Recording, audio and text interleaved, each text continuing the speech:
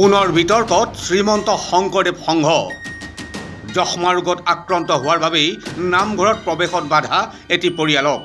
শ্ৰীমন্ত শংকৰদেৱ সংঘৰ মৰিয়নিৰ লাহিং শাখাৰ অন্তৰ্গত নৈখৰী পৰিয়াল লাহিং শাখাৰ এটি পৰিয়ালৰ মুৰব্বী যক্ষ্মা ৰোগত আক্ৰান্ত হোৱাৰ বাবেই পৰিয়ালটোক নামঘৰত প্ৰৱেশত বাধা প্ৰদান কৰি জাননী প্ৰেৰণ কৰাক লৈ এতিয়া তীব্ৰ প্ৰতিক্ৰিয়াৰ সৃষ্টি হৈছে।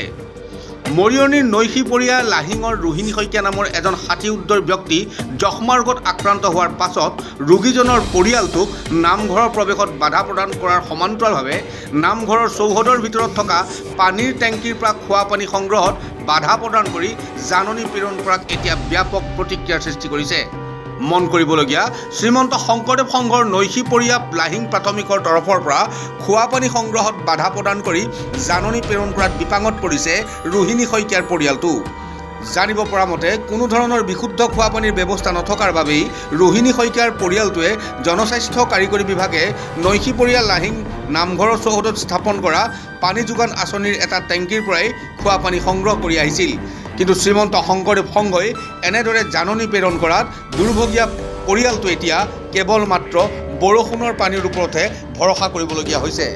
এইখিনিতে এটা কথা উল্লেখ কৰিবই লাগিব যে উত্তৰ পূৰ্বাঞ্চলৰ সৰ্ববৃহৎ ধৰ্মীয় অনুষ্ঠান শ্ৰীমন্ত শংকৰদেৱ সংঘৰ মাজে মাজে এনেধৰণৰ ঘটনাই কিয় সদায় সংবাদ মাধ্যমৰ শিৰোনাম দখল কৰে?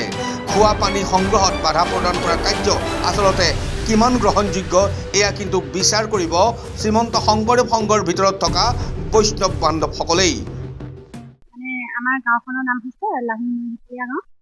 মোৰ দেউতা মানে বৰ্তমান ৰোগ হৈ আছিলে আৰু আজি 6 মাহৰ আগত তেখেতৰ ছমহীয়া ট্ৰিটমেণ্টটো শেষ হৈছে আৰু তেখেতে সেই 6 মাহৰ যিটো ট্ৰিটমেণ্ট হৈ গ'ল সেইটোত মানে যথেষ্টখিনি আৰোগ্য হ'ল, কিন্তু সম্পূৰ্ণ আৰোগ্য হোৱা নাই বুলি গম পোৱাত আমি আকৌ ট্ৰিটমেণ্ট আজিৰ পৰা আৰম্ভ কৰিছোঁ। আৰু এতিয়া বিশেষ মানে কাৰণটো হৈছে কি, মই যে যিখন চিঠি মই লৈ আছোঁ সেই চিঠিখনৰ সন্দৰ্ভত মই ক'ব বিচাৰিছোঁ যে আমাৰ ঘৰৰ সন্মুখত এভাগি নামঘৰ আছে। সেই নামঘৰ ভাগিত এটা ৰাজহুৱা পানী টেংকি আছে। সেই পানী টেংকিৰ পৰা আমি বৰ্তমান খোৱা পানী ব্যৱহাৰ কৰি আছিলোঁ আৰু এতিয়া আমাৰ ঘৰত দেউতাৰ মানে TB হৈছে বুলি গম পোৱাত আমাৰ শ্ৰীমন্ত শংকৰদেৱ সংঘৰ সম্পাদক এই শ্ৰী গোলাপ চুতীয়াই আমাৰ ঘৰত এই চিঠিখন দিছে যে আমি নামঘৰৰ পানীভাগ মানে আমি ব্যৱহাৰ কৰিব নোৱাৰোঁ। সেই